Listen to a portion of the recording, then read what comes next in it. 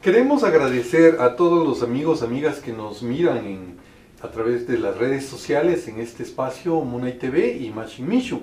Hemos estado muy concentrados últimamente en los temas que nos convocan, ¿no? Del contagio del COVID-19, y teníamos unos temas pendientes que hablar.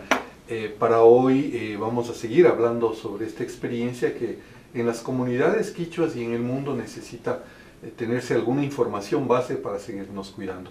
Gracias nuevamente su sintonía. Esto es Machin Mishu. Saludos a los amigos quichuas otavalos y de todo el mundo que nos miran acá en Otavalo, en Ibarra, en Imbabura, en Ecuador, en Chile, en España, en Estados Unidos. En todo lado tenemos amigos que se comunican con nosotros. Hoy tenemos de invitados especiales a dos grandes profesionales de la medicina de las comunidades quichuas de acá del Cantón Otavalo, y el tema que vamos a tratar obviamente es el Instituto de Profesionales Quichuas de la Salud y en el contexto del COVID en las comunidades quichuas. Para presentarlos tenemos al doctor José Velázquez, que ya estuvo con nosotros en otro momento, pero aprovechamos su profesión para hablar de la medicina y de la dirigencia y de la comunidad de Pucaralto, y el doctor José Terán de la comunidad de Peguche, que también nos acompaña en este diálogo que vamos a tener. No olvidemos, estamos en Galería Café Taitagundo, acá en Peguche, hoy viernes, que estamos en feria, una bonita feria, vemos que los turistas pasan, vengan, visiten, que la economía se dinamiza a través de comprarnos entre nosotros y asistir a estos emprendimientos. Este es un emprendimiento, Café Galería de Taitagundo, y vemos que nos están atendiendo muy bien. Vamos a empezar con el doctor Velázquez, unas palabras iniciales. Bueno, muchísimas gracias, don Germán, y a todos los que nos siguen en las redes, en los programas que usted ha generado todo este tiempo con varios temas. Y justo como usted decía, la primera vez que nos encontramos fue arriba en el árbol milenario. Cuando vivía, ¿no? Cuando vivía, bueno, todavía vive una partecita que quedó el tronco ahí. Bueno, también reemplazamos con un nuevo árbol que ya está creciendo también. Entonces, sí, es una lástima que hayamos perdido ese árbol tan querido y apreciado. Pingultaita, ¿no? Pingultaita, ajá, en quichua. Y bueno, hace unos pocos, ¿qué será? Años nada más denominaron como lechero, pero siempre nosotros conocíamos como Pingultaita o Cruz Loma también se llama. Sí, estuvimos en esta reimplantación que hicieron, sí, ¿no? Al árbol, y vamos a ver un poco de imágenes también. Sí, así que le agradezco una vez más, la segunda vez que estamos por acá, y la atención a la galería Taitagundo es, ¿no? Sí, sí. Muy bonito, muy chévere. Entonces, sí, le agradezco mucho por la invitación, eso nada más, muchas gracias. Sí, y aquí hay guitarras, veíamos sí, que ha subido también cantando. Vamos a ver cómo terminamos en esa tertulia. Doctor José Terán, estamos en su comunidad, nuestra comunidad, así es que estamos de anfitriones, ¿no? Esperemos que la gente se siente bien. Doctor José Terán es pediatra, doctor José Velázquez es oncólogo, ¿no? Entonces vamos a tener dos especialistas de la salud, y precisamente para empezar a hablar. Sus saludos iniciales, doctor bueno, Terán. Don Germán, qué gusto que podamos encontrarnos a los tiempos, y además, bueno, pues a todos los seguidores de este programa, que invitar que siempre sigan, son temas variados que de igual manera a través de estos medios de comunicación se llega a la gente para educar, para instruir, para que estemos al tanto de las situaciones, de las circunstancias del tiempo, ¿no? Bueno, pues estamos aquí en la comunidad de Peguche, hemos nacido aquí, solo salimos unos años a un poco prepararnos y hemos regresado nuevamente a nuestras comunidades y estamos aquí para servir a nuestra gente, y estamos aquí listos para poder conversar lo que se presente esta mañana. Doctor Terán, ¿usted estudió en Quito o salió fuera del país? No, en Quito, ¿no? Tanto como medicina general como pediatría hice en la Universidad Central del Ecuador. Ya, en El Dorado, que está la Facultad de Medicina, sí, ¿no? así es. Sí. Conocemos esos espacios muy bien para ubicarnos dentro de esto. Bueno, hablemos de esto que quedó pendiente, doctor José Terán, es el Instituto de Profesionales Quichuas de la Salud. ¿Es así como se llama esto? Sí, justamente casi estamos cumpliendo los 2 años de existencia del instituto. En algún momento, más o menos fue entre septiembre y octubre del 2018, más o menos, cuando damos los primeros indicios, digamos, de la existencia del instituto. Yo creo que es una necesidad emergente, porque nuestras comunidades necesitan de las especialidades médicas más que todo. En algún momento nosotros nos reunimos y hablamos sobre este tema de las brigadas médicas, por ejemplo, que las mismas que hicimos casi en 7 ocasiones en estos 2 años. ¿De quién fue la idea de generar un instituto a este nivel, ¿no? De profesionales quichuas de la salud? Bueno, yo creo que el inquietoso del grupo soy yo, porque, o sea, más o menos la situación inicia algo... o sea, el hecho de estar un poco lejos de muchos años fuera de la tierra de uno, de la cultura nuestra. De hecho, les comento que hice la carrera, la especialidad en Cuba, en La Habana. ¿Usted cuántos años pasó en Cuba? 14 años. 14 años, sí. Medio cubano ya. Bueno, no me sale tanto lo cubano porque siempre me he mantenido mis raíces, mi forma de ser de lo ecuatoriano y pucareño con mucho orgullo.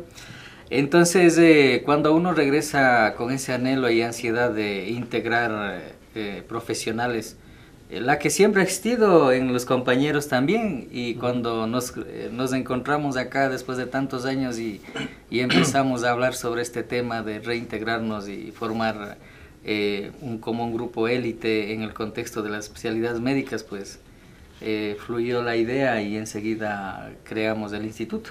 ¿Cuántos son, doctor Terán, del instituto y qué especialidades tienen? Alrededor de 50, ya estamos cumpliendo 50 50 médicos, 50 profesionales de la salud, no solo médicos, ¿no es cierto? Sí, así es. Bueno, sí, es verdad, ¿no? Lo que dice el doctor Velázquez, es con él que empezamos a conversar, y al mismo tiempo uno vio esa necesidad cuando tuve la oportunidad de estar frente al hospital de Otavalo, en la dirección, en ese entonces se llamaba Área de Salud de Otavalo, que era autoridad tanto de los subcentros como del hospital en ese tiempo, ya estamos hablando más de 10 años. Entonces yo me acuerdo que en ese tiempo, cuando quería contratar a profesionales quichuas, ya sea enfermera, médicos, en realidad solo tenía dos personas. El uno era enfermero que estaba graduándose. ¿Quién? Era los nombres. Efraín Morales de Carabuela. Ya. Y el doctor Luis Yamberla, que ya estaba realizando la rural aquí en Peguchi. Pero en ese tiempo no había más indígenas. No había más aquí indígenas, en el entorno, en el entorno no había. Entonces, cuando llegó el doctor Velázquez y todos los jóvenes que se prepararon fuera del país, o sea, para uno también fue una alegría, ¿no? Decir, ya por fin hay un equipo de profesionales, y es más, en diferentes especialidades, ¿no? Claro. Tanto hay neurólogo, neurocirujano, ¿no? Neurocirugía. De los que abren cerebro y claro, operan cerebro. Por supuesto. Necesitan una alta destreza y conocimiento, por ¿no? supuesto, es un doctor Rubén Pilalumbo, él es de Zumbagua, de Zumbagua, también pertenece al instituto. Un doctor, un gastroenterólogo que es de nuestros hermanos zaraguros. ¿Ya? De igual manera, y de ahí la mayoría de tanto de Otavalo como de Cayambe. Entonces estamos odontólogos, laboratorio clínico, dermatología, oncología, medicina familiar,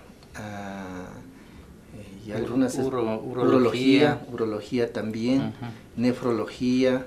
¿Qué es nefrología? Es una especialidad que se encarga del riñón. Del riñón son las personas profesionales que tratan enfermedades renales, como también de las diálisis, y a medida que ellos también van subespecializándose, llegan a hacer trasplantes renales, ¿no? O sea, este instituto es nacional, no es solo local. Yo he estado equivocado, yo pensé que eran solo médicos de la provincia. Realmente, a ver, cuando reclutamos gente, digamos, más o menos, para formar el instituto, la ventaja es que con varios de los compañeros que están ahora estudiamos juntos. Entonces, y ellos, como son de varias provincias, ¿no? De Cotopaxi, de Loja, hay una compañera de Cañar también, la cardióloga.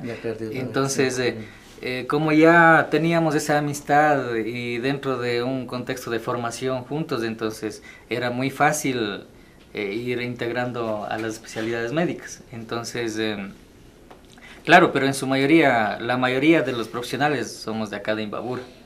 Entonces, pero íbamos complementando con otras especialidades.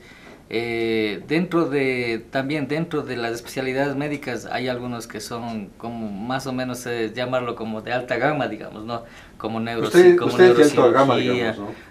Bueno, se podría decir tal vez porque no hay muchos especialistas en esa área, pero... También es el único pediatra, ¿no, José Terán? Bueno, hasta ahora. Sí, lo que es el otavaleño, pero de ahí en Quicho Otavalo, claro. ¿no? Pero, por ejemplo, neurocirugía requiere de condiciones de trabajo y condiciones de equipamientos un poco más sofisticados en lo que es área de médica. Entonces eso hace ya como una especialidad que, primero, que no hay muchos, y otro es que tenerlo, una especialidad como de ese tipo es un prestigio, digamos, ¿no? O sea, en Cuba usted ya venías diseñando este instituto. A mí me nace esta idea realmente es cuando en algunos momentos, como le decía, hablábamos con el doctor Terán sobre este tema, pero cuando uno llega acá de retorno ya definitivo, digamos, de acá a nuestra comunidad y ver en las mismas condiciones, es lo que como que a uno le duele, ¿no? Porque uno esperaba ver cambios en 14 años de mi ausencia aquí y cuando llego a Pucará veo y hay condiciones bastante malas, digamos, de vida de nuestra gente. Entonces, entre eso de la comunidad y también vivir el sistema de salud que no es tampoco... como en la ley Código Orgánico de la Salud dice, por ejemplo, que equidad, que igualdad, y no lo tenemos, pues no.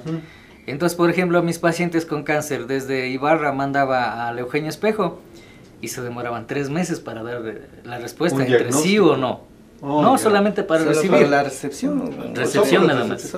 Claro, de ahí 3 meses en los estudios que tienen que realizar. Todo eso se alarga más el tiempo hasta que... Entonces hasta que... Claro, entonces hasta que yo me inserto a un ritmo de trabajo. Primero trabajé en Guayaquil en el Hospital Teodoro Maldonado Carbo. Y luego vine para acá a Ibarra.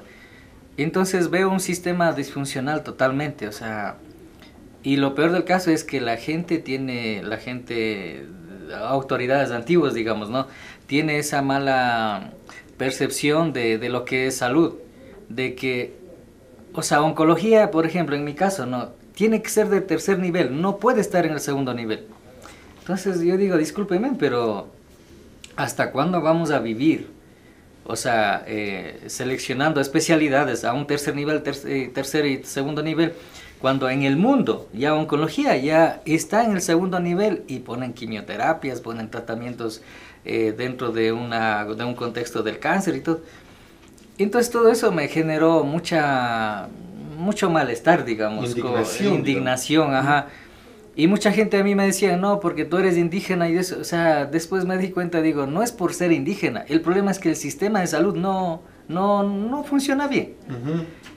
Entonces, con toda esa situación negativa que empecé a vivir con mi especialidad, dije, bueno, tenemos que romper ese paradigma, pues, o sea, no podemos seguir viviendo y teniendo la percepción de que hay especialidades de tercer nivel y especialidades de segundo nivel. No puede existir.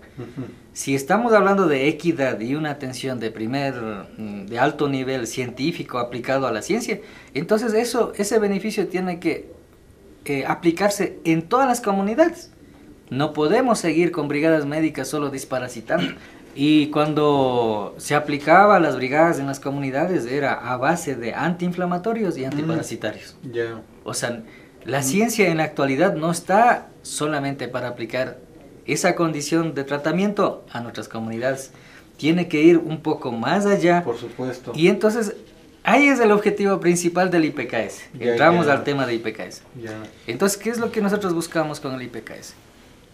O sea, crear un instituto élite con todas las especialidades médicas de alta gama. Y esas especialidades médicas tienen que romper fronteras y llegar a las comunidades. Claro. Entonces, la gente queda loco. ¿Y qué hace el neurocirujano haciendo consultas en la comunidad? Claro. Porque eso es realmente no... muchas autoridades no lo verán bien, mucha gente no lo aceptarán, pero para nosotros pienso que el sistema de salud tiene que descentralizar. No podemos... Eso depende mucho de las autoridades, ¿no? Claro. Porque si las autoridades tuvieran los conocimientos suficientes, verían cómo actuar en esta situación. Por ejemplo, hace pocos días en el Hospital del Seguro en Ibarra, me decía que el 40% de pacientes que llegan allá es de atención primaria.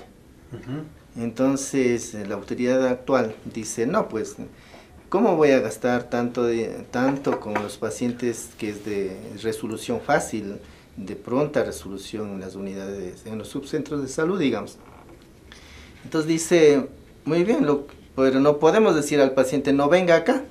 Entonces, por esa razón voy a adecuar unos espacios y voy a tener un sitio de atención primaria alrededor del hospital, dice. Y digo, tiene razón, pues. Tiene razón, de esa forma ya equiparar con médicos familiares, con médicos generales, toda esa situación. Pero si no hay una autoridad que piense de esa forma, seguiremos así, ¿no? Claro, este asistencialismo que se ve mucho en las comunidades que van brigadas médicas del Club de Leones, de ONGs distintas, etcétera, es precisamente lo que dicen, apuntan simplemente a desparasitar, pero no apuntan realmente a, de pronto se necesita otro tipo de especialistas, porque realmente en nuestras comunidades igual hay enfermedades varias, en la brigada, ¿no? que se salía igual, un grupo de profesionales atendía, otro grupo de profesionales también era la idea de educar en salud a la gente, ¿no? Salud preventiva, salud sí, claro. Ya. Claro. Entonces, el instituto, ustedes pretenden realmente llegar a los problemas de fondo de salud que tienen las comunidades y atender. Sí, hay muchos aristas en esta situación, digámoslo. Primero, por ejemplo, salir a la comunidad era igual con nuestra propia ropa típica. ¿Ya? ¿Cómo les reciben a más de tipo rescate, digamos. Y además con el idioma, ¿no es cierto? Claro, por supuesto, sino que hacer ver a las nuevas generaciones, a los jóvenes, de que igual nosotros también somos capaces de llegar a cualquier profesional a nivel que se desee cuando uno se quiere, ¿no? Entonces eso era una de las intenciones también de llegar a las comunidades con nuestra propia ropa, nuestro propio idioma, ¿no? Y de esa misma forma generar en las comunidades a donde hemos llegado, eso decía, ¿no? De poder educar a la gente, de que la salud va más allá de una pastilla, ¿no? Va más que todo, tiene que ver con los derechos de cada uno como ciudadano, como la salud persona, es derechos, ¿no? ciudadanos. Sí, pues, claro. Entonces, eso hay varias aristas que se ha podido trabajar cuando se sale a la comunidad, ¿no? Sí. Ya. ¿Cómo son, digamos, los... bueno, la pandemia nos frenó, pero ¿cómo eran ustedes, seleccionaban una comunidad para ir? ¿Cómo hacía la gente para tomar en contacto y que los médicos especialistas estén en comunidad? De pronto los amigos de alguien tiene y quieren invitarles a una zona, ¿no? Para que vayan todos los médicos especialistas. La primera, primero le pido mil disculpas a varias comunidades que nos habían solicitado y la verdad no pudimos... por varios factores que ahora yo les voy a explicar, por lo que no pudimos ayudarles y aceptar la invitación. Sí, creo que si no me equivoco quedaron como 3 o 4 comunidades. Bueno, la primera salida que hicimos fue a Pucahuayco, fuimos allá a Ibarra. Ah, en Ibarra, en San Antonio, para arribita. Sí, allá empezamos. Donde está enterrado Monseñor Proaño, ¿no? Sí, allá mismo. Sí, allá fuimos y... una experiencia muy bonita porque la gente nos recibió, a ver, en el contexto de apreciar como profesionales, de aceptarnos como lo que somos, con nuestro trabajo científico, con nuestra parte cultural, con todo. Realmente no hemos tenido inconvenientes, pienso yo, en todas las salidas que hemos tenido. Más bien nos han acogido muy bien. Y es más, hasta en muchas comunidades nos daban bastante comida y bueno, Nuestra gente es compartimos, así, sí, ¿no? la Nuestra verdad gente que un aprecio muy especial que nos brindaron ellos. Pero Pero todos tenemos que comer juntos, ¿no? No es que alguien escoge a un lado y se va a comer separado, ¿no? También sí, hacen o sea, pampamesa y sí, todo, nosotros ¿no? llevamos cucabi también. Ah, ya. Claro. Ya. Sí, sí, Ustedes sí. llevan la comunidad, sale y Claro. hacen una gran pambamesa. Sí, que es nosotros- el Randy, ¿no? Así Randy, es. Randy, Sí, recibe. llevamos cucabi, igual la comunidad nos invita un poco de comida, hacemos una pampamesa y comimos con los comuneros todos. A la mano. O sea, a la mano. Ajá, a la A mano, la mano. normal. Sí, sí, Sí. como en las comunidades. Sí, Que es uno de los temores de los médicos, la sepsia, dicen, ¿no? ¿O no? No, Se pero lava yo la pienso mano. que si el COVID nos hizo tanto cosquilla. Estamos Ya vamos bien. a hablar de esos Entonces, temas. bueno, a ver, hay varios factores por lo que no pudimos ir a las comunidades. Algunas comunidades, creo que son 3 o 4 que me mandaron solicitudes. Entonces, o sea, primero, nosotros no tenemos ningún financiamiento de ningún organismo. Ya, son Nada, absolutamente nada. voluntarios Son voluntarios, completos. nosotros generamos nuestros propios recursos con nuestro propio transporte, bueno, alguno que otros medicamentos, cada uno más o menos buscamos la manera de conseguir. En las primeras salidas fueron bastante complicadas en ese aspecto. Entonces, O sea, ustedes mismos llevaban la medicina. generábamos un poquito Por de aquí me recursos. sobró un poquito de antibiótico y de alguien sirve, alguien Sí, le va a servir. ajá. O, por ejemplo, en mi caso, a algunos pacientes que fallecían, por ejemplo, la morfina, por ejemplo, decirle, ¿no? Me daban morfina y ese tipo de medicamentos yo les regalo para otro tipo de pacientes. O sea, vamos como Ya, dándonos la mano, optimizando, ¿no? Optimizando recursos y todo. Ajá. Entonces, creo que, si no me equivoco, son 7 brigadas que hemos hecho hasta ahora, más o menos, contando 2 que fueron fuera de provincia y el resto dentro de la provincia. Entonces,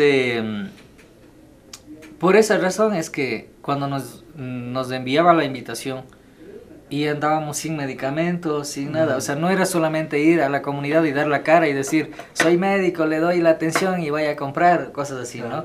Entonces, tal vez por eso no pudimos, tal vez, complacerles y aceptar la invitación a todos, pero con las comunidades que fuimos, ¿para qué? Estuvimos sumamente bien, trabajamos muy bien con todas las especialidades médicas, y es más, o sea, cuando un paciente llegaba, por ejemplo, no sé, algo de urología, por ejemplo, ya el urólogo veía, ¿no? Pero hay personas mayores que tenían artrosis o artritis, entonces ya ahí mismo ya era un paquete de servicio completo ya. Teníamos un reumatólogo, entonces ya valoraba al reumatólogo. Y esa madre venía con un niño, ya mandábamos al pediatra. O sea que Hacía una un atención servicio integral. Claro. Ajá. Entonces eso les gustó bastante a la gente y estaban muy complacidos. En ese tiempo, Entonces, uno de los, perdón que te interrumpa, las autoridades que realizaban la invitación, la condición era de que igual ellos nos ayuden a hacer seguimiento a los pacientes que necesitaba algún tipo de especialidad, tal vez que no estaba en la brigada, o si no para futuros tratamientos.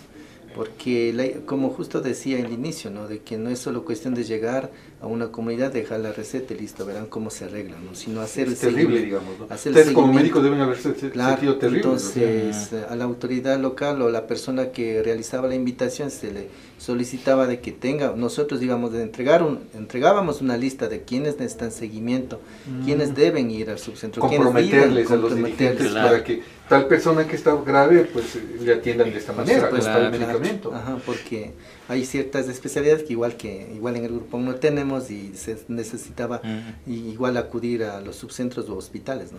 Pero valga la pena, este programa es para eso. Tenemos muchos amigos que nos miran en el exterior, que se contacten, vamos a poner los contactos del instituto y puedan apoyarles en alguna instancia, no por decir un amigo dice yo soy de esta comunidad, vivo en tal país y cómo puedo apoyar para que esta brigada pueda estar en tal comunidad y qué piden para apoyar, ¿no? Eso sería bueno, ¿no? O sea, el apoyo para este tipo de trabajo siempre lo vamos a necesitar. Realmente para cubrir todas las brigadas sí ha sido bastante complicado, pero de hecho nos sentimos muy complacidos porque como decía el doctor Terán, por ejemplo, las autoridades dentro de la comunidad se comprometen, pero la ventaja es que nosotros estamos trabajando en la parte pública. Por ejemplo, yo en mi caso a San Vicente de Paúl llevé bastante gente de la comunidad.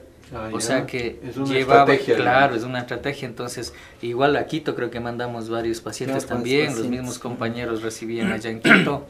Bueno. Entonces, pero jamás dejamos un paciente complicado abandonado.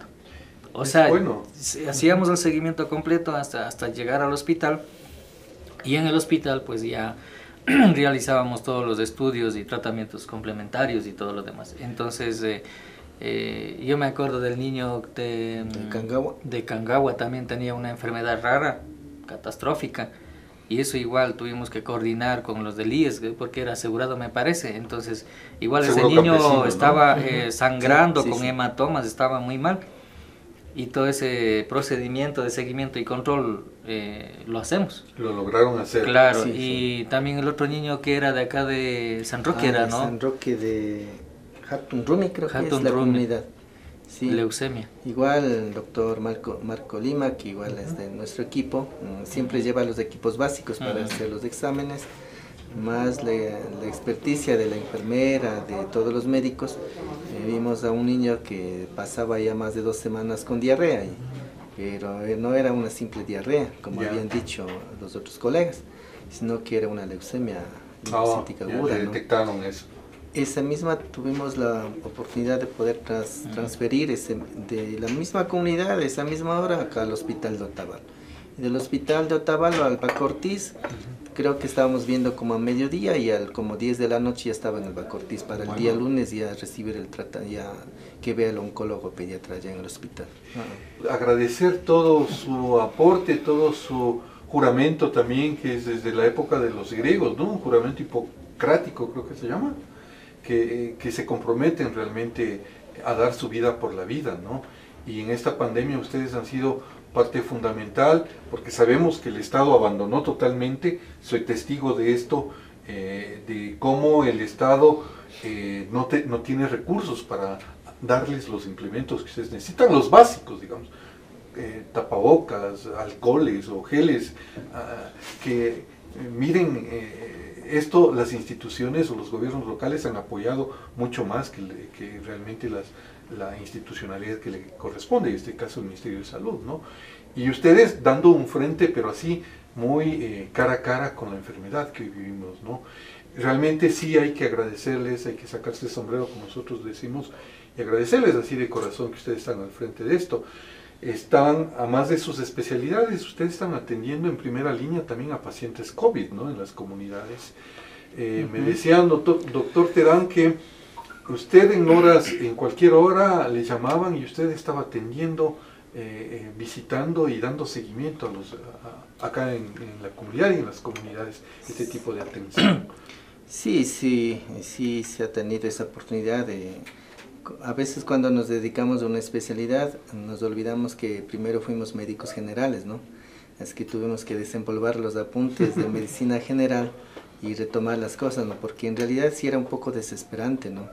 Como profesional y por supuesto como morador de aquí de Peguche, ¿no? Porque había tres familias infectadas de COVID. Y ¿Familias enteras? Las tres familias completas ahí en aislamiento y toda esa situación, y lastimosamente, eso sí debo decir, ¿no? Lastimosamente del ministerio simplemente el señor me comentó, ¿no? De que al WhatsApp le envió el mensaje de que es positivo y que no salga para nada, y listo, nada más, y que ya iba una semana que ni siquiera había llamado. Entonces, como son vecinos, igual me viene a ver, decir, doctor, nos viendo y toda esa situación. Entonces, no, pues hablamos en la casa, tuvimos que adquirir la ropa de protección y toda esa situación para poder ir a visitar a las familias. Solo esa visita, muchas personas se tranquilizaban en la desesperación. Una visita médica. Claro, una visita médica, porque se desesperaban. Una nueva enfermedad sin saber qué tomar, sin saber qué hacer, y sobre eso abandonado en la parte médica. Entonces yo sí veía bastantes personas que se deprimían, ¿no? Claro. Una visita de un aliento, así no demos medicación, un aliento, decir esto va a salir bien, no va a estar, no está muy complicado y todo eso, palabras de aliento nomás, ya se ponían reanimados toda esa situación, ¿no? Entonces, aquí en Peguche tuve la oportunidad de ver algunas familias y bueno, pues aquí estamos todavía, ¿no? Sí, porque por supuesto el Ministerio de Salud nunca iba a ser presente, ¿no? En nuestro caso fue patético. Nosotros gastamos, porque yo ya me sentí mal, con mi esposa nos hicimos la prueba PCR, entonces salimos positivos. Obviamente los laboratorios ya reportan al Ministerio de Salud, y el Ministerio de Salud lo único que hizo es llamarnos por teléfono, vamos a ir en 5 días para monitoreo, nunca llegó a los 5 días, más bien cuando se terminó nuestra cuarentena, que fue a los 21 días que nos exigía el médico que nos estaba viendo, hubo problemas para que me dieran de alta, o sea, fueron cosas más obstáculos, Claro. que nos presentaban obstáculos que facilidades desde la parte pública. Por supuesto, ¿no? Igual un amigo le sucedió, igual sucedió que salió positivo, ya le reportaron, del ministerio dijeron, usted es positivo, no tiene que salir. Y estaba solo, porque toda la familia más tiempo pasan en Europa y estaba solo aquí. Ya, Entonces, luego bueno, algunas cosas se hizo para que él siga con el tratamiento y toda esa situación. Luego otro médico llega, creo que a los 10 días, algo así, y le da de alta. Una vez dado de alta, otro médico al día siguiente viene a decir que viene a revisarle al paciente. Entonces decíamos, bueno, pues, no sé, no había coordinación, no sé qué pasaba, ¿no? No sé qué pasaba, pero ya como paciente y también como morador de aquí, de Peguche, sí se veía esa desesperación. Como Claro. mi tía también, una tía mía que en la casita viven 13 personas, ya. yo les dije para que ayuden con una prueba, aunque sea unita la persona que está sintomática, que nos ayude. Nunca llegó la ayuda. Las experiencias suyas en este proceso de pandemia, doctor Velázquez. Yo creo que no estamos muy alejados de las experiencias de cada uno, porque sí, o sea, como una enfermedad nueva, pues generó hasta desvariaciones en el tratamiento, desesperación en la gente.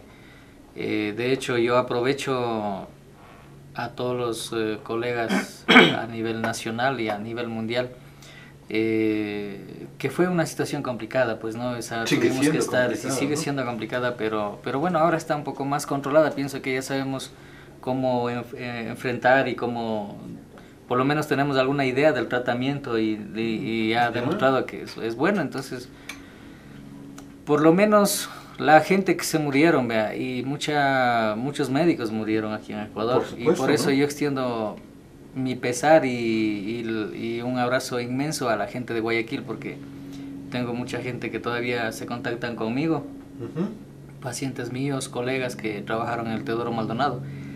La situación en Guayaquil fue terrible. Realmente fue un oleaje tan drástico que yo pienso que si nosotros hubiésemos estado viviendo en Guayaquil justo en ese momento, yo a mi esposa le decía, si hubiese estado trabajando en Guayaquil en ese momento, no sé qué hubiese hecho. Fue terrible. O sea, fue situaciones muy complicadas. De hecho, hay muchos pacientes con cáncer que todavía me comunico con varios de la costa, de El Oro, Esmeraldas, Manabí, Guayaquil. Y ellos casi medianoche me escribían diciéndome, vea doctor, me pasa esto y qué hago y no sé qué. Entonces sí fue muy complicada la experiencia que yo tuve, no porque o sea, me enfermé en ese momento o estaba con síntomas, sino era por la gente. Era muchísima gente. En algún momento en el mismo hospital a mí me decían, pero tú tienes que justificar con telemedicina. Pero yo le digo, pero entonces deme una plataforma de telemedicina para yo poder generar tratamientos o consultas médicas. Y jamás me dieron. Entonces yo tuve que hacer una plataforma, una planilla, digamos así. Todas las llamadas y todos los mensajes que me llegaban por WhatsApp, por Messenger, con nombres del paciente y todo, hice para reportar trabajo. Para reportar trabajo y decirle, vea, aquí está. Cosa que para mi punto de vista... O sea, no sé, o sea, exigen tanto que trabaje o que ver producción, eso es lo que más les interesa a ellos, producción. Pero había mucha gente que estaba muriéndose sin equipos de protección, sin medicamentos. Vea, si, por ejemplo, necesitaban pacientes terapia intensiva. Yo, si no me equivoco, en el Hospital San Vicente de Paul hay 8 respiradores mecánicos ahí. Y estaban colapsados ahí. Sí. Y entonces llegó un momento en que la gente estaban esperando ahí para ir a terapia intensiva. Y en ese lapso de espera de horas, ni siquiera de días, de horas. En un sábado, por ejemplo, se murieron 7 pacientes esperando para ir a terapia intensiva.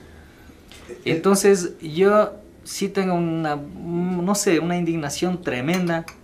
Por eso yo digo que el sistema de salud, por lo más que digan la gente que sí es bueno, que sí funciona, para mí sigue siendo un sistema que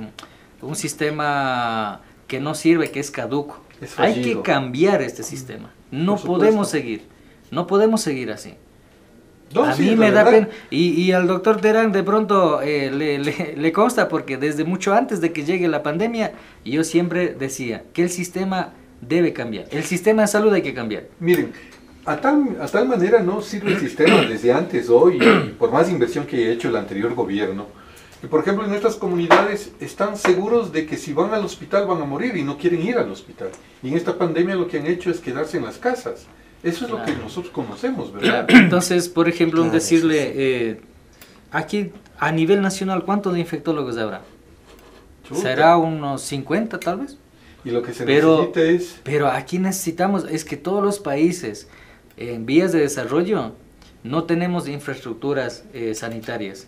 No tenemos condiciones de vida adecuadas, ¿no es cierto? Tenemos muchas veces hasta una condicionalidad nutricional muy baja. Tenemos condiciones apropiadas, como cuando venga una enfermedad infectocontagiosa, nos acabe, nos bombardee, como nos pasó con el COVID. Claro. Entonces, si estamos en esas condiciones, el sistema de salud tiene que dar la garantía de que todos los hospitales cuenten con condiciones de trabajo óptimas, con todas las especialidades, si fuera posible. Lastimosa no lo tenemos, pero si fuera posible, fuera. Entonces, yo no estoy diciendo que el sistema de salud cubano fuera el éxito, no estoy diciendo eso. Pero, por ejemplo, como yo vengo formado allá, el sistema de salud garantiza, no tal vez al 100%, pero le da la garantía de su vida. Claro. O sea, por ejemplo, decirle, verá, por ejemplo allá, el oncólogo, digamos, yo puedo estar en Ibar, ya, yo soy el médico de allá del Hospital San Vicente de Paul, pero en la semana yo tengo que salir un día a Otavalo a dar consulta, otro día tengo que ir a Cotacachi, otro día tengo que ir a, yo que sé, a Urcuquí, o no sé cómo hacen el cronograma, pero así más o menos nosotros nos hemos formado, pero cubro con mi especialidad la provincia. Ya. Y nosotros éramos así, por ejemplo, a la doctora Bonilla le consta, ¿no? La dermatóloga formada allá. Habían compañeras que iban una vez a la semana a un municipio y daban la consulta, captaban pacientes y se llevaban. Es un sistema más racional. Claro. Es un sistema donde da la garantía de que yo, por ejemplo, puede ser que tenga cáncer, pero yo no me quedo abandonado o no puedo estar esperando hasta la buena de Dios de que me contesten sí o no dentro de 2 meses. Eso es inhumano. Claro. Eso no puede pasar. Quizás el salir a territorios, como se dice acá, está haciendo una medicina preventiva, ¿no es cierto? Que esperar ya los síntomas últimos para asistir a Exactamente. A un hospital. Exactamente. Entonces, yo pienso que si hubiese estado con mejores condiciones, yo la verdad he llegado a un momento en que soy un poco apático con la política, porque ha hecho tanto daño la política, en mal manejada me refiero, ¿no? Sí, sí, la política mala, la que destruye, claro, entonces, la que estamos viviendo ahora, entonces negociando hospitales, negociando puestos y cargos públicos. Entonces, ¿cómo nosotros podemos confiar en una persona que trabaja y vive en ese mundo cuando nosotros estamos dando la garantía de la vida del ser humano y no de un puesto o cargo público? Entonces, esa mentalidad es lo que yo siempre he dicho, tenemos que cambiar. Por ejemplo, bueno, el gobierno anterior hizo hospitales, perfectamente bien, los hospitales están bien, todo esto. Pero entonces el segundo gobierno que viene tiene que saber administrar, pues. Claro, debió continuar en un ritmo y no quejarse. Y por ejemplo, yo me fui allá al oriente, ¿cómo se llama? Lago Agrio. Me llevaron a dar consultas de oncología el año anterior.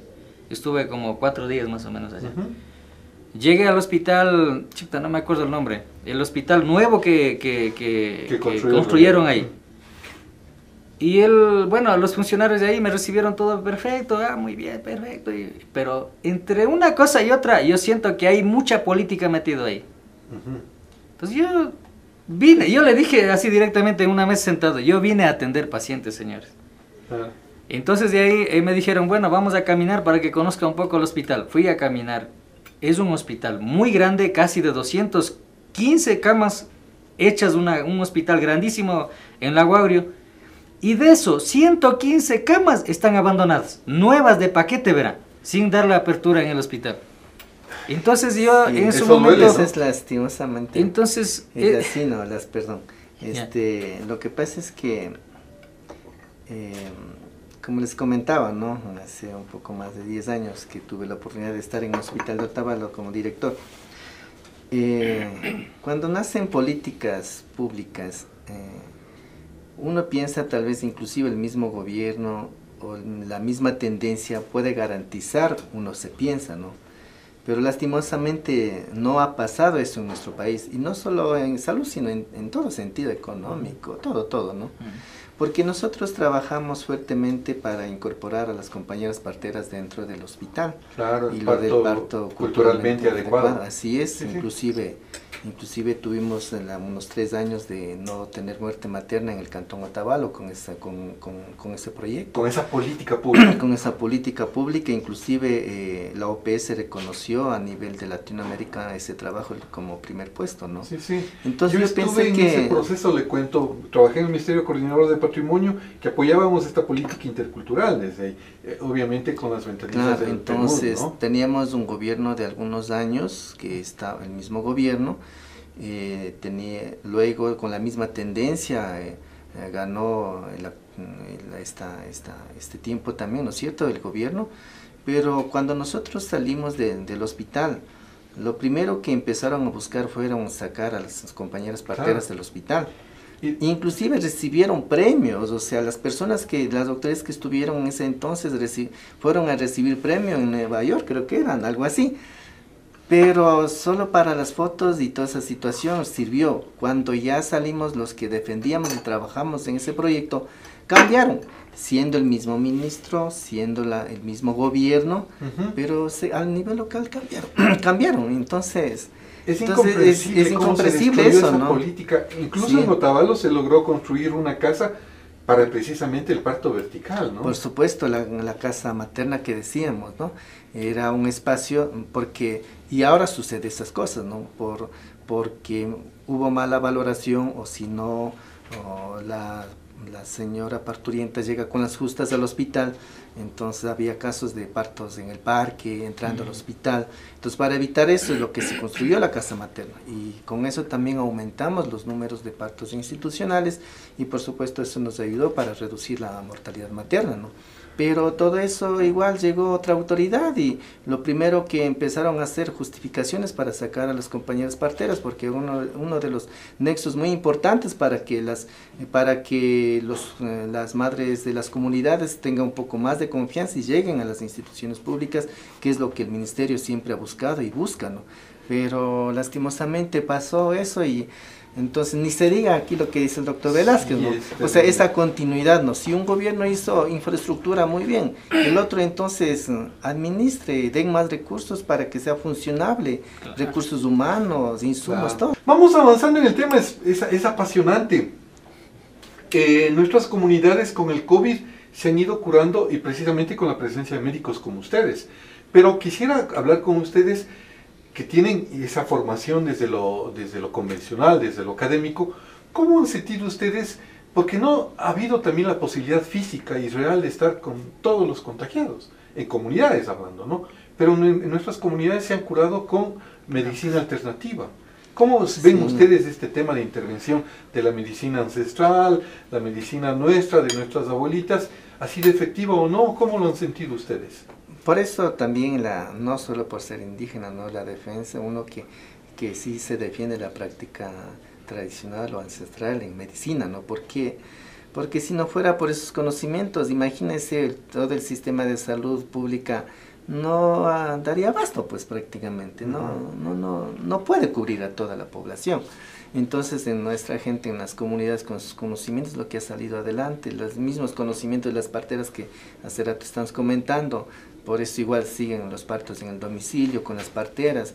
Si no hubiera las parteras, o sea, el hospital no va a abastecerse de todos los partos que se da cada día en el cantón, en el país, ¿no? Entonces, claro, esos conocimientos sí importa y sí vale y sí aporta al sistema de salud en el país, ¿no? Claro. Pero es eso lo que usted dice, o sea, así es. La cobertura de la salud pública nos llega por varias razones que habrá que seguir un poco descubriendo esto, pero hoy es una realidad, o sea, nuestra gente que tenemos focos de alta infección, parece que Cotacachi también vivió su tema, usted que vive por ahí, pero no quiere ir la gente a los hospitales, ¿no? Y entonces está automedicando. De hecho, aquí en el instituto contamos con la licenciada Mercedes Muenala, claro, que mucha experiencia, conoce ¿no? mucho lo que es medicina de nuestra cultura, ¿no? Entonces, en nuestras comunidades, por lo menos hablando de Pucará, donde por ahora soy presidente todavía de mi comunidad, entonces, por ejemplo, yo vi bastante uso de hierbas y de, por ejemplo, a base de limón con muchas hierbas, bicarbonato, por ejemplo, utilizaban bastante. Y el sambo. ¿No? Entonces, cuando en ese momento, como presidente, yo solicitaba, por ejemplo, hacer pruebas, que me parece que llegaron muy pocas, pero no todos. Entonces, ya a la semana, 15 días a lo mucho, ya estaban jugando boli. Entonces, impresionante, yo decía, pero... o sea, llega un momento... ¿Cómo se curaron? Llega un momento en que yo le decía a ellos, por molestarles, ¿no? Digo, si me agarra a mí algo, me dicen qué es lo que tengo que tomar, porque sí, y la verdad, solo un señor falleció en Pucará, un señor ya mayor, pero no sé si fue COVID, realmente no fue tampoco... No había tampoco clínicamente demostrable nada de eso, pero falleció dentro de esa etapa. Pero ya en Pucará nadie falleció, todos están bien. Y de hecho yo creo que también, sin desmerecer a nuestra nueva generación, pero es que nuestras taitas comiendo granos, o sea, el cuerpo es... claro, el cuerpo son fuertes, o sea... Por eso de pronto ustedes no se han contagiado, me contaban que todavía no saben, estando muy cerca de carga viral de COVID, pues siguen muy sanos, ¿no? Puede ser, pero... Sí, tenemos que cambiar la dieta. Sí. ¿Cambiaron la dieta? Claro. A ver, ¿cómo es la dieta ahora de ustedes? Primero negado carbohidratos. Nada de carbohidratos. Muy poco. Arroz y fideos carbohidratos. Incluso. Esto tiene que ir continuando, Mashin Michu, suscríbanse, estamos en un diálogo interesante. Ustedes como médicos no se han sentido celosos porque la medicina alternativa funcionó esta vez. Porque no hay medicina para el COVID. No, ¿ustedes qué receta a los pacientes que han tenido? Yo sé que me recetó, vamos a hablar después. Doctor Terán, ¿cómo está salvando? Porque mucha gente dice, el doctor Terán me salvó la vida. No tanto. Sí. No, sí, yo he escuchado, la verdad. No, cada uno, su organismo se defiende, ¿no? Por una buena alimentación. Bueno, aquí hay dos cosas importantes que se produce con esta enfermedad que ya se conoce. El uno, dependiendo del organismo y de los genes, la inflamación que decimos, que el organismo cómo reacciona con el sistema de inflamación, y la otra la parte de coagulación de la sangre. Esas dos cosas ya está demostrado, y esas dos frentes se les ataca, ¿no? El uno dando medicaciones, sí, son fuertes, ¿no? Pero igual eso también es un gran problema, ¿no? De pedir exámenes, tiene sus costos y toda esa situación. Entonces, cuando vemos que en los exámenes de laboratorio unos niveles están muy altos, entonces de una vez se inicia un antiinflamatorio muy fuerte para frenar, para que eso no siga avanzando. ¿A través de antibióticos los antiinflamatorios? Antibióticos sí se aconseja, ¿no? Pero sí hay que tener precaución, porque no hay que dar por dar, porque el virus, el coronavirus es un virus. Claro, el antibiótico es para las bacterias, bacterias. Entonces, si hay un antibiótico que al parecer creo que da un efecto antiviral, por esa razón se utiliza ese tipo de antibiótico. Pero aquí también es clave el de utilizar medicaciones que evite la coagulación de la sangre. Esas dos cosas yo pienso que es clave en el tratamiento. De ahí las otras añadiduras es ya calmar el dolor, la fiebre, el malestar y toda esa cuestión. Pero esos dos frentes lo que se les ataca, digamos, algo así, ¿no? ¿Usted recomendó que tomen Sambo en vez de paracetamol? No, que también tome Sambo. Pero decía, doctor, ya no encontré, tuve el primer caso que tuve que hacer seguimiento fue en Caramuel. Dijo, doctor, ¿y ahora dónde consigo Sambo? Ya ayer buscamos, ya no ha habido, dice, en toda la comunidad. Ya son modernos, ya no hay Sambos. Yo me acuerdo cuando vivía mi abuelito, era pequeño, pues lo que más había aquí eran Sambos en las quebradas. Sí, sí, claro. Pues bastante. Ahora ya casi que Sambo, sí, digo, sí, tomarán nomás.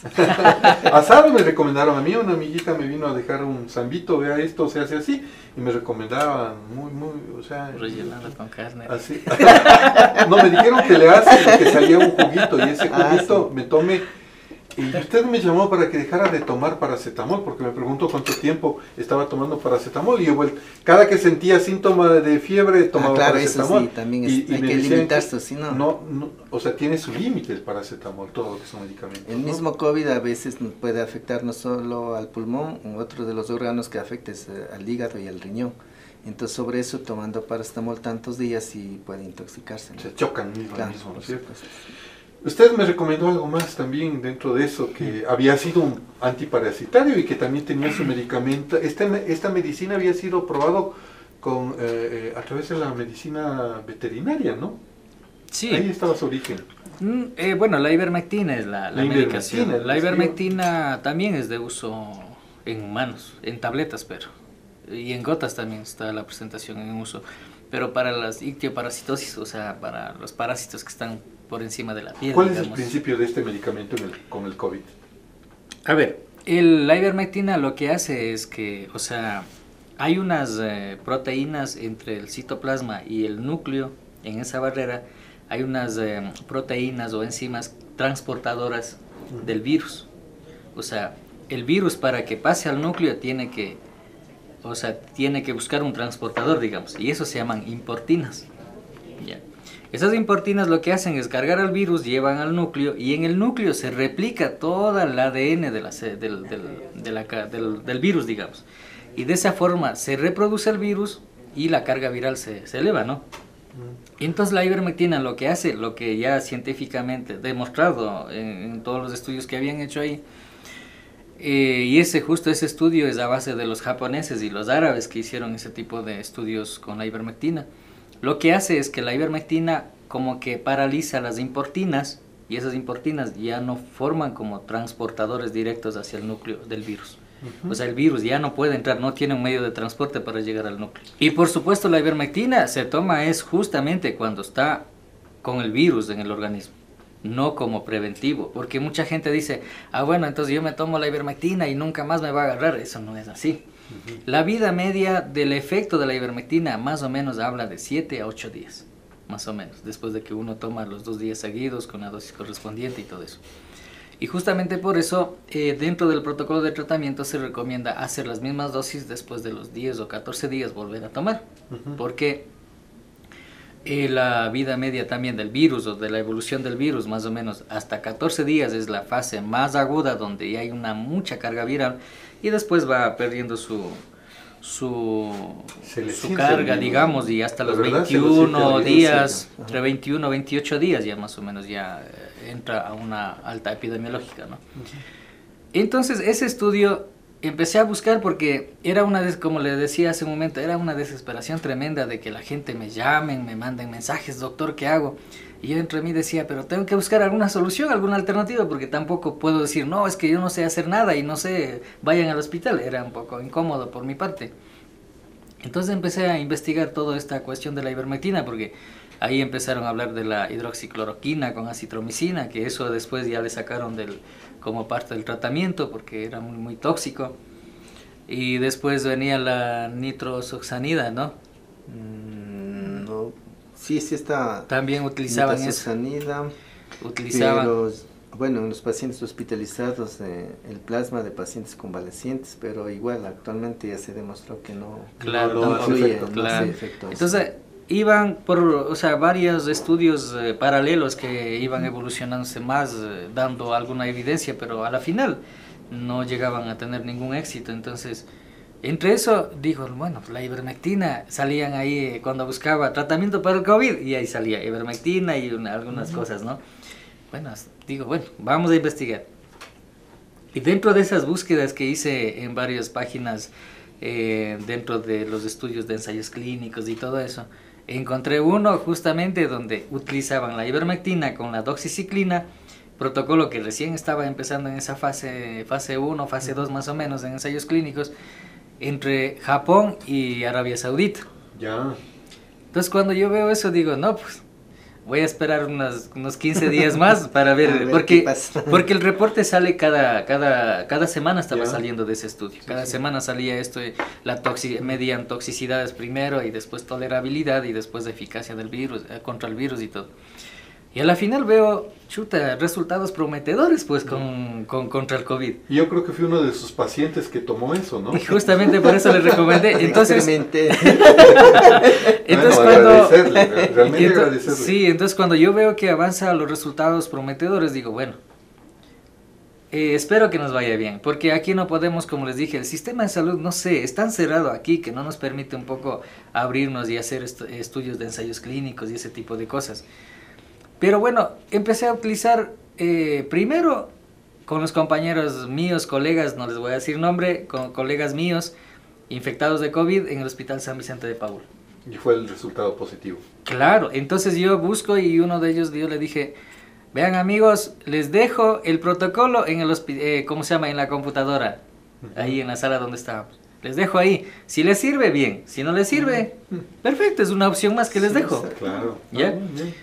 Y entonces una gran parte de los compañeros utilizaron el COVID, o sea, la ivermectina, digamos, contra el COVID. Entonces, cuando ya vi el uso ya de mayor confiabilidad, digamos, en cada paciente que se aplicaba, y bueno, hay una cantidad de pacientes que yo la verdad no hice ningún registro, de los que me llamaban amigos míos, pacientes míos, les sugerí hacer ese protocolo.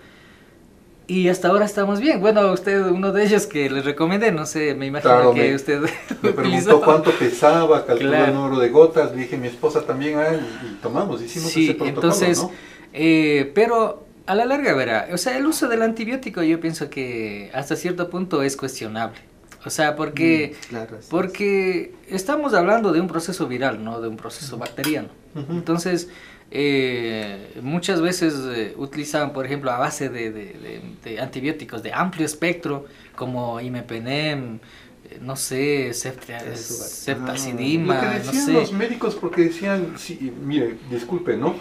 Decía, ¿para qué me dan antibióticos si sé que el antibiótico no le hace al virus? Decía, era para proteger los órganos, me decía. Porque de pronto cuando genera alguna alteración importante a nivel pulmonar, entonces eso Neumonía, por conlleva ejemplo, a una neumonía sobreinfección. sobreañadida, digamos, de la causa bacteriana, entonces le ponían antibiótico. Pero yo, la verdad, a ningún paciente yo he indicado antibiótico. Lo que sí estaba indicando es la ivermectina con dosis y protocolos a base del ensayo clínico. Vuelvo, insisto, porque mucha gente me dirán, no, pues que él empezó a inventar algo. No, o sea, es a base de un estudio que está Claro. pueden Con buscar. comprobación científica. Comprobación científica. Pero nunca utilicé la doxiciclina, sino simplemente la ivermectina con bajo protocolo. Se utilizó bastante lo que es limonadas con bicarbonato, porque alcalinizar todo lo que es orofaringe, Ujú. también a base de bicarbonato, y bueno, ayudaba también. Entonces, a eso agregábamos nosotros también el uso del propóleo con miel. Y hay un jarabe, ahora no me acuerdo cómo se llama, se me fue el nombre. Arcobox. Arcobox, ¿sabes? Arcobox. Entonces, sí, entonces, por ejemplo, muy bueno, buenísimo. Nosotros, por lo menos a mis hijos, yo utilizo casi siempre el Arcobox. Damos una cucharadita y se va el estornudo, se va la tos, se va todo. Ujú. Y muy bueno. Entonces, a la ivermectina, bueno, la limonada con bicarbonato, las veces que quisieran tomar en el día. El Arcobox, las cucharadas cada 8 horas. Y a eso le agregamos el antihistamínico, que es la cetirizina. El Por las anticoagulante es la aspirina de baja calibre, se puede decir. El anticoagulante. Antiagregante plaquetario. Eso es diferente. Diferente. Es otra cosa. Pero la gente utilizaba la aspirina. Pero igual ya cogen y sí toman aspirina. Pero yo, la verdad, yo jamás utilicé ningún anticoagulante ni antiagregante plaquetario. A ningún paciente le he recomendado utilizar eso. Como le digo, lo que pasa es que, o sea, las recomendaciones que yo he dado de forma general, los que yo mencioné en este momento, eso se aplica es cuando ya inicia los síntomas. Claro. Porque, por ejemplo, un decir, y hay un compañero también así que estuvo esperando una semana cuando yo ya había recomendado que haga todo eso de lo que estoy hablando, cuando ya estaba sintomático. No, porque estaba esperando un resultado del PCR y bueno, en fin. Y a la final se complicó tanto que tuvimos que hospitalizar y todo. Wow. Entonces, por eso yo digo que el tratamiento contra el COVID tiene que ser cuando ya empiezan los síntomas. Debería empezar ya. Porque además la ivermectina no tiene toxicidades importantes que haya causado con una dosis mínima que se utiliza como protocolo. Realmente no hay ninguna toxicidad. Sí, no, sí, es algo, me parece simplecito lo que se toma. Sí, y además, el paracetamol, como hablábamos hace un momento, sí, o sea, si es que hay un daño por el virus del hígado, va a generar mayor hepatotoxicidad por el paracetamol. Pero, lo que es paracetamol lo utilizábamos más para la fiebre, ¿no? Sí. Pero puntual para la fiebre, nada más que eso. Tengo varias preguntas, pero una de las que me inquietan es, hay que seguir con las medidas de bioseguridad. Y obviamente el alcohol está siendo uno de los aliados. Tengo una pregunta al respecto. El alcohol sí nos evita el tema no sé si está bien dicho, de matarle o destruirle al virus, porque sabemos que lo único que le mata es el jabón. ¿O es simplemente un paliativo el alcohol? De pronto el alcohol sí a la bacteria, pero el alcohol, ¿qué efecto tiene con el virus cuando nos ponemos mucho alcohol? Cuando empezó recién el COVID, lo que recomendaba era lavarse las manos con agua y jabón, pienso que la medida más segura es lavarse las manos. Ya, más que el alcohol. Más que el alcohol. Yo siempre he dicho eso. A ver, ¿qué es lo que logramos con gel y alcohol o alcohol puro, lo que sea? Lo que hacemos es simplemente, ¿cómo le digo? Aplicar a la piel y todo lo demás. Pero ¿qué tal si de pronto la concentración de alcohol no sabemos cuál es la concentración real? De pronto no sabemos en qué condiciones o qué gérmenes de pronto están en nuestras manos, no lo sabemos. Pero siempre va a quedar algún resto de gérmenes en nuestras manos, siempre va a quedar. Y más aún hablando sobre eso, yo les decía, mucha gente cree muy seguros utilizando, por ejemplo, los guantes, por ejemplo. Sí, eso fue terrible, y lo peor que pueden hacer es utilizar los guantes. Claro. Y lo peor del caso es que utilizan el guante y dicen, no, póngame alcohol encima del guante. No, o sea, no tiene...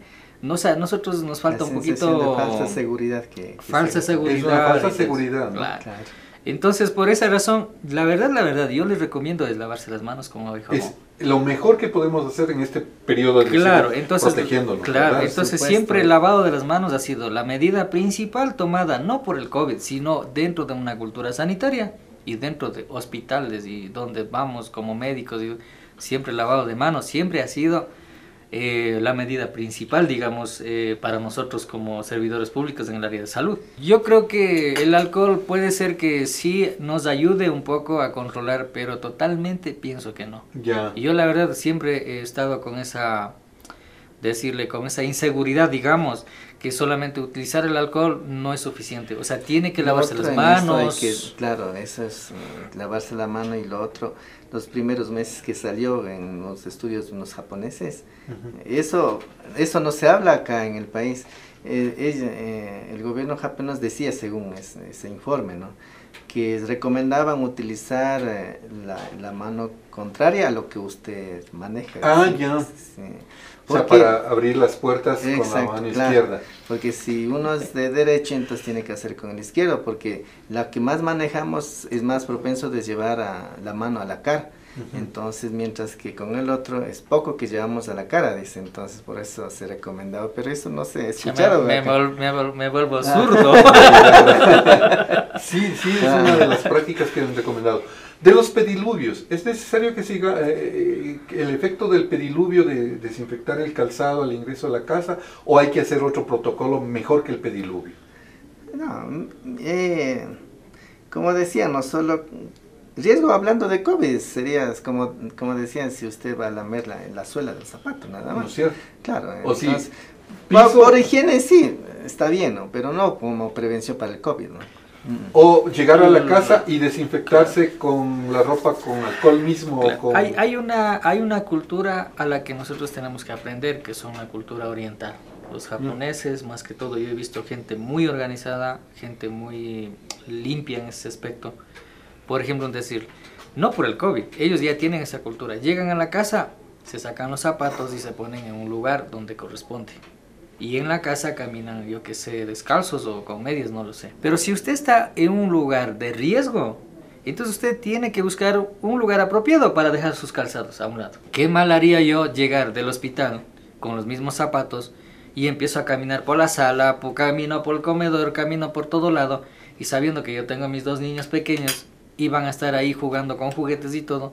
Entonces, eso es un poquito más bien una cultura sanitaria que deberíamos aplicar en nuestra familia, pienso yo. Por eso hablamos de un protocolo que debemos tener. Ustedes son Claro. personas que están con alto riesgo. Porque ahora, por ejemplo, estamos diciendo una falsa seguridad, digamos, de que no, o sea, yo me pongo un poco de alcohol en las plantas y ya eso ya me libera del riesgo de contagio y empiezo a caminar con los calzados adentro. Pienso que no. Deberíamos más bien dentro de la casa utilizar chanclas, utilizar otro tipo de sandalias o no sé, zapatos, otros nuevos, o sea, para uso digamos dentro de la casa. Pero el que viene de la calle, yo siempre les recomiendo mejor dejar en un lugar apartado, porque la vida media del virus en los zapatos, ¿qué será? Algunos hablan de 48, 72 horas más o menos, que están ahí, después Yo se leí un mueren. artículo que, por ejemplo, si alguien estornuda en una tela, el virus vive 4 horas en una tela. Puede ser, ajá, puede ser. Y para mayor seguridad se habla de que, por ejemplo, si usted estuvo afuera, donde hay mucha aglomeración y por ese riesgo, más bien se recomienda dejar la ropa afuera unas 12 a 24 horas, por mayor En el seguridad en el sol. Sí, sí. Sí. Porque el sol, los rayos UV sí actúan y le matan al virus, ¿verdad? Y es tanto impacto que ha llegado lo del COVID, es que, por ejemplo, decirle lo que me pasa a mí, nosotros llegamos a la casa y mi hijo mayor ya tiene 12 añitos, casi va a cumplir 12 años, digamos, entonces él viene y me dice, de lejos nomás, papá, ¿cómo estás? Y yo digo, sí, ¿cómo estás? Dice, no me contagies con el COVID y se va. Hay un tema que también me causó, digamos, y la gente pregunta, ¿no? Dicen que nuestras comunidades están un poco libres del COVID porque están haciendo un protocolo muy interesante, tomar puro en la mañana y en la tarde, y que el puro les mata, si han tenido virus, les va matando el virus que está en la garganta. ¿Qué dicen los médicos de este decir, de comunitario? O de pronto ustedes están haciendo lo mismo. Whisky. Con whisky dice que es bueno. Pero ellos hablan de puro, ¿no? O sea, la verdad, aquí en Peguche dicen, no, yo estoy taco en la mañana, taco en la noche y no me viene el virus hasta ahora. Eso es lo que te faltó, me dicen. El cuerpo humano, la ciencia no funciona así. Hablan del puro. Escuché, mi esposa me estaba comentando que alguien tomó agua de jabón. También agua, Sí. eso sí lo he escuchado. Una amiga me comentó que había recomendado que tome puro con poquito de formol también. Digo, qué locura, ¿qué dicen? ¿No? Puro O sea, con formol. sí, Eso sí, me digo, parece. ya quieren matar, pero Aquí no está con formol, ¿sabes? la ciencia no funciona así, el cuerpo humano no funciona así. El virus, para que sea viable, para que se multiplique, ya entra a la célula, se mete a la célula.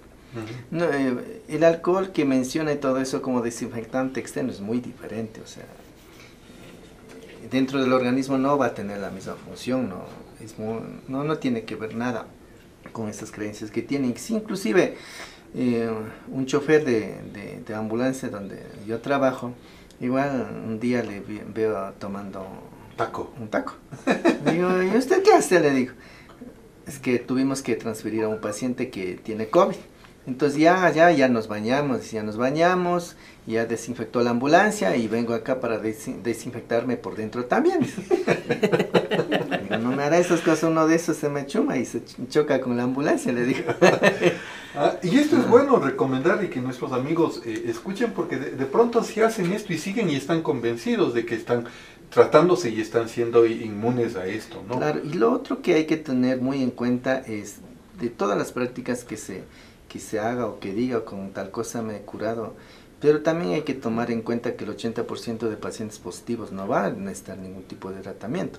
¿Cuántas personas que hemos visto, inclusive asintomáticos, dice, doctor, a mí me salió positivo, ya me tomé tal cosa, si está bien, me dice. Digo, ¿pero para qué tomó?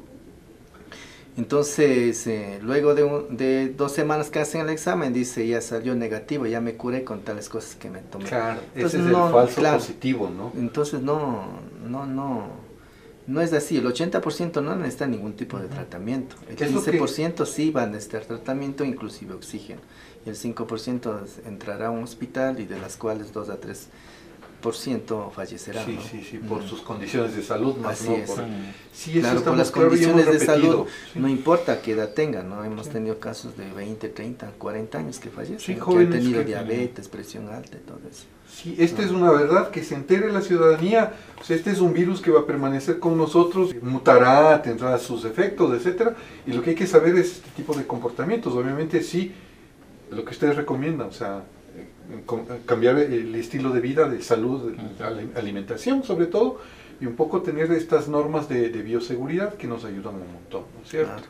¿Qué es lo que ustedes un poco, ya para terminar, sienten como necesidad cuando van a atender en las comunidades? Primero, también creo que estamos olvidándonos y es una parte fundamental de mencionar la salud mental.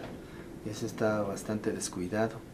Como decía al inicio, hay muchas personas hay muchas personas que por más que estén negándose, por más que tenga malestar, fiebre y está aguantándose, y llega el examen y le dice es positivo, el estado de ánimo decae completamente. Entonces es bastante compleja esa situación y por eso la salud mental también toca tener muy en cuenta y es un poco, creo que también está descuidado con todos los pacientes. ¿Cómo se cura la salud mental? Buena pregunta. Yo pienso que el uno, bueno, actualmente se tiene a los profesionales psicólogos, ¿no? Se tiene a los profesionales psicólogos. Y lo otro, yo pienso que es esa empatía, esa visita que le decía, ese espaldarazo que toca dar a los pacientes. Entonces yo pienso que eso también les ayuda bastante y de esa forma mejoran solo esa visita sabe mejorar bastante, ¿verdad? Claro, lo que contó, o sea, una visita médica le eleva. Hay otra situación también que en nuestra cultura ecuatoriana de forma general, el hecho de tener a alguien con COVID es como un rechazo, o sea, dentro de un contexto social, ¿ya? Entonces, la discriminación es terrible. Entonces, claro, o sea, yo puedo tener COVID y puedo ser asintomático. Entonces, o sea, si yo soy consciente de la enfermedad, de lo que yo tengo, más o menos ya a este nivel ya sabemos lo que es COVID y por lo menos ya sabemos cómo defendernos. Entonces, uno siendo responsable, por ejemplo, yo puedo tomar mi cuarentena tranquilo, no poner en riesgo a la otra gente y todo esto. Entonces, mejoraría, digo, las condiciones también del impacto social que generó el COVID. Pero al mismo tiempo también yo pienso que como seres humanos, o sea, tenemos que ser un poquito más conscientes de que aunque no sea un amigo o sea un desconocido, también es ser humano, o sea, también tenemos que aceptarlo en un contexto social. O sea, el hecho de que tenga COVID quiere decir que no, tú tienes COVID, ni si te me acerques, o sea, quédate allá, o sea, eso no es.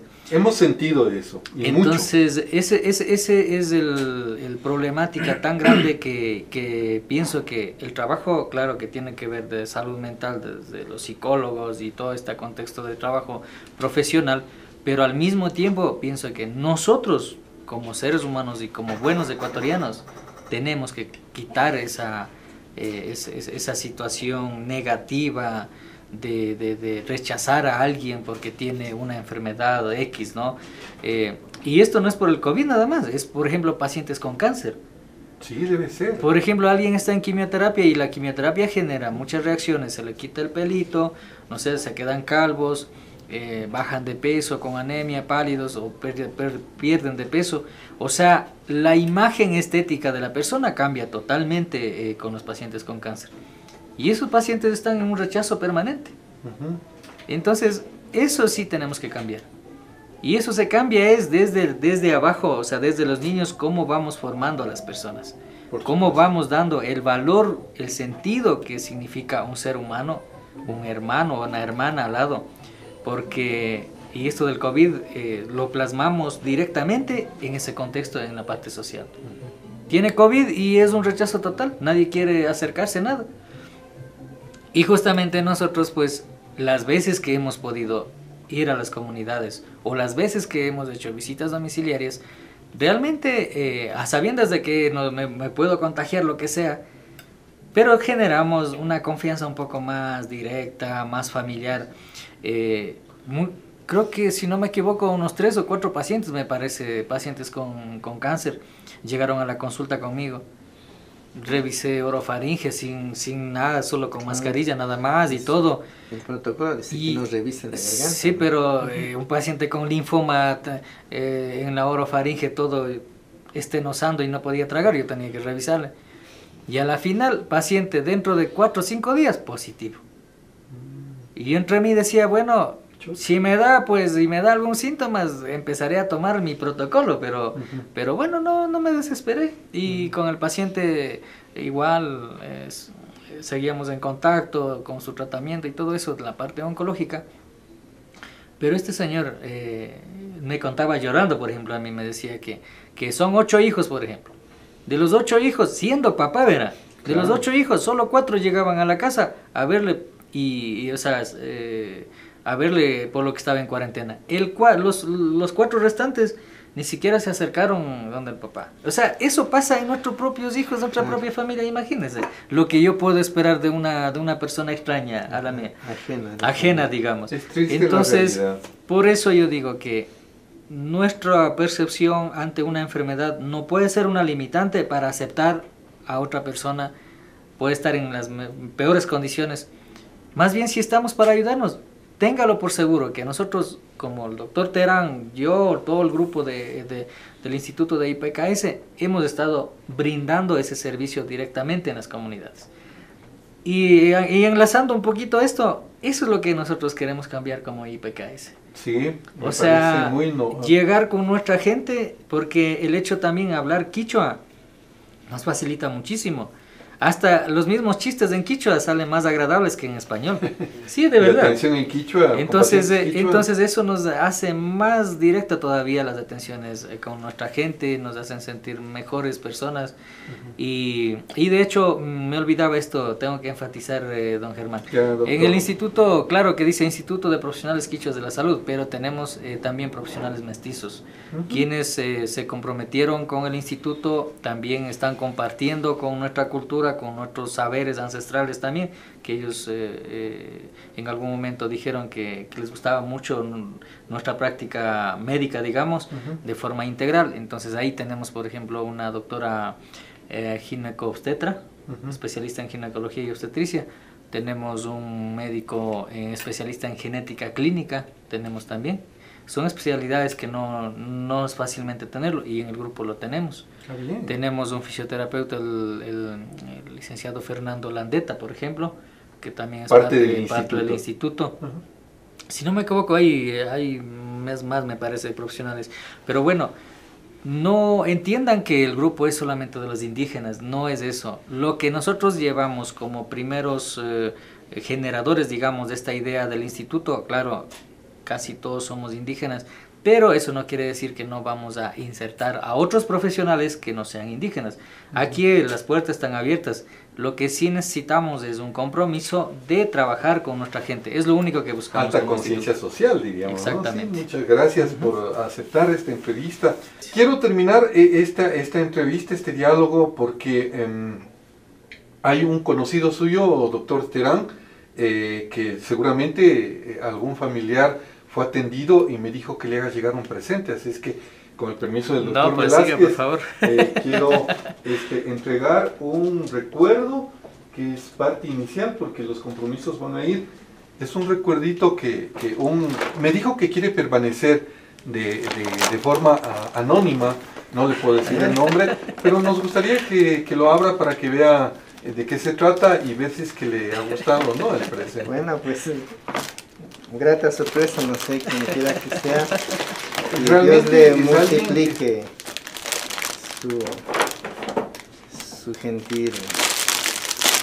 Este es una vestimenta propia de los pediatras, digamos. Ah, ya. Y seguramente usted atendió a alguien conocido y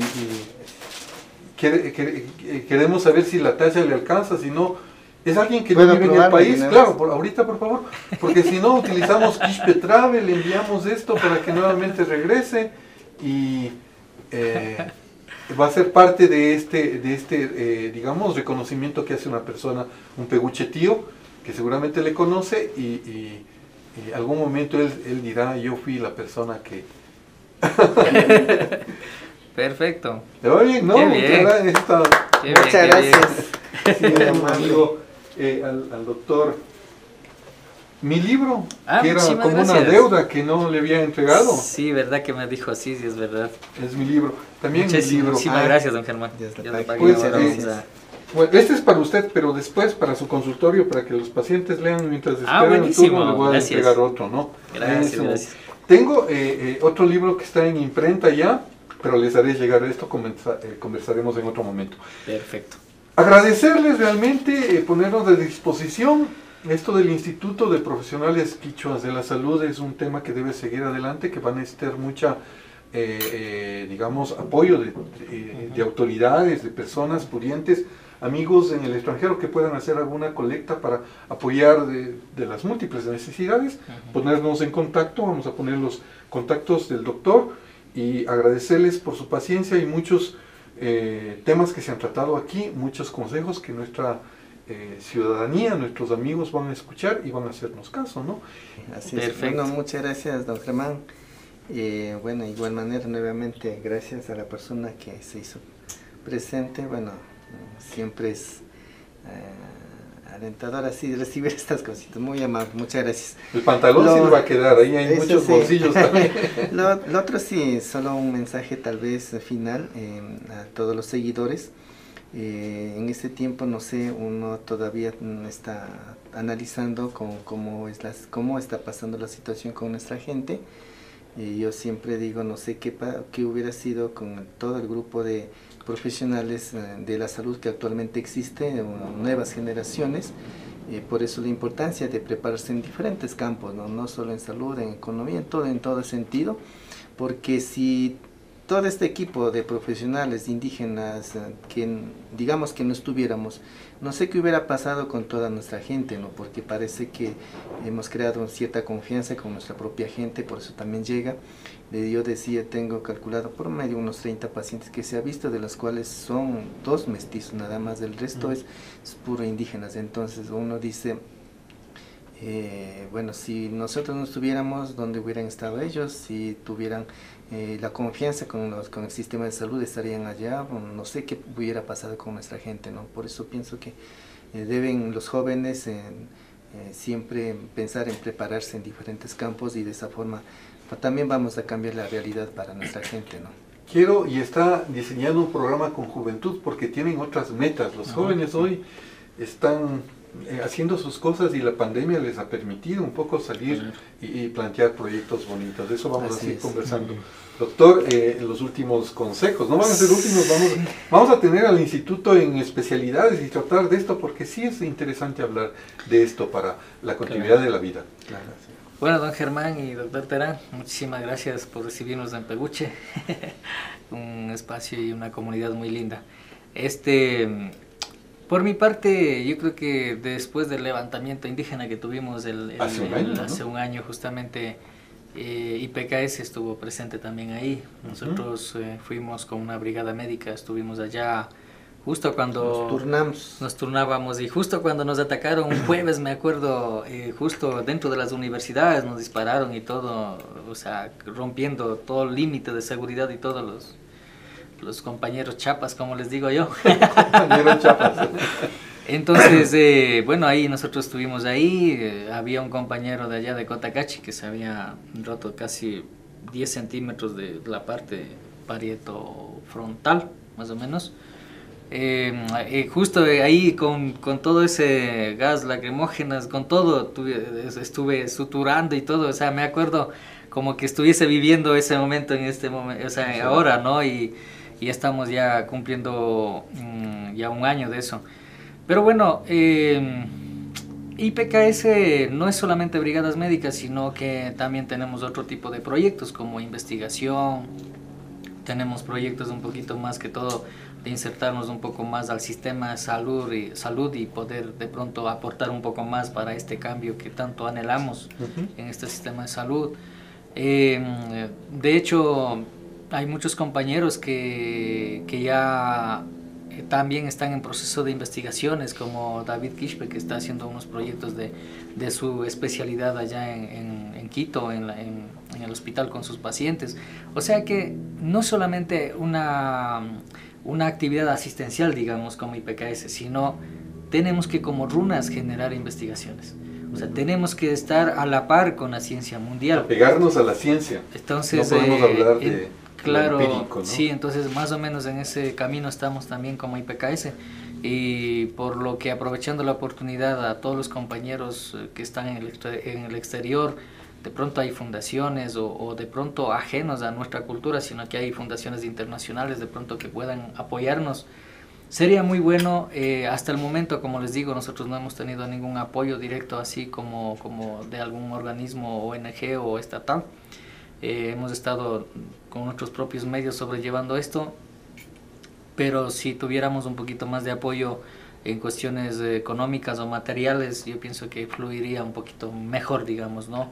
¿Sí? Entonces, extiendo esa solicitud a todos los que nos miran este programa y de hecho le agradezco muchísimo a usted, don Germán, porque medios como el suyo sí nos abren un poquito más de puertas, porque van a llegar a romper fronteras y van a llegar fuera de Ecuador, pienso, la gente que estén viendo, y de pronto dentro de una conciencia de mejorar esto, pues bienvenido sea las ayudas. Entonces le agradezco muchísimo por la oportunidad. Como usted dice, no será la última, de pronto en algún momento tendríamos que hablar como, no sé, otros temas, ¿no? Yo creo que el doctor Velázquez va a estar la próxima vez de músico, ¿no? Le gusta sí, cantar. pues, claro. Hoy estamos, Sí. le vimos en redes sociales ahí con la guitarra, con el charango y cantando música de los años 90, 80, que también éramos... Cuando haga el lanzamiento del CD. Sí, justo ahora... Adelantando un poco, porque realmente hagamos propaganda de eso. No es tampoco nada comercial, tampoco insisto en esta situación. Y bueno, dentro de eso yo siempre he estado con la idea de crear música, generar música. De hecho, en Cuba teníamos un grupo de música a los 7, 6 años más o menos allá. Y tuvimos la oportunidad de tomarnos una foto con Fidel Castro, con la música. Llegamos allá, ajá. Entonces, cuando regreso para acá, pues... todo este tiempo que estoy acá, desde el 2014 para acá, nunca tuve la mejor momento, digamos, para generar música. Y entonces justo en el COVID, pues tuve bastante tiempo también así dentro de esa desesperación y de lamento y de todo lo que pasaba con el COVID. Generé algunas canciones, fui creando canciones mías propias. Y bueno, para no hacer largo esto, ya justo la próxima semana grabamos la 10ª canción. Entonces va a producir un CD. Sí, hasta ahora ya tenemos... Toca muy bien, le ha dicho que está equivocado de profesión. El doctor se equivocó de profesión. Sí, entonces... Debió ser músico. Sí, en algún momento hemos hablado de este tema con mi esposa y yo le digo, o sea, si vuelvo a nacer, sigo siendo médico, pero también la música es una gran parte fuerte que me gusta mucho, entonces sigo siendo músico también, pues, ¿no? A la par. Muy bien, felicitaciones. Así que muy pronto llegarán esas sorpresas, espero que les guste nada más. Vamos a promocionar. Ya veremos en algún momento. A ver si le hacemos también le puedo ofrecer para hacer un videoclip de su tema musical, de uno de los que quiera. Conseguimos actores, actoras, y hacemos sí, justamente muy rapidito nada más, hay temas que tienen mucho de la vida real, digamos, ¿no? Hay temas para mi mamá, temas para mi papá, para mis hijos, y dentro de eso también hicimos un tema que es contra el COVID y corrupción, lo que generó. Y también hay otro tema que yo digo que va para un grupo selecto nada más, no a todos, se llama Ponchos Dorados, que es justo lo que pasó con Pachacuti y con Aye. Entonces por todo eso también se generó un poco de temas en ese aspecto. O sea, viene con casi 11 o 12 canciones que son bien variados. Cantautor, ¿no? Y viene también géneros musicales como pop, San Juanito, saya, cumbia, o sea, casi variadito viene. Entonces, nada, pues en algún momento ya les hago llegar. La influencia de la trova cubana está presente, estaremos atentos en eso, porque, claro, tener esa especialidad es buena, ¿no? Agradecerles, Muchas gracias. suscríbase y síganos por las redes sociales, Munay TV.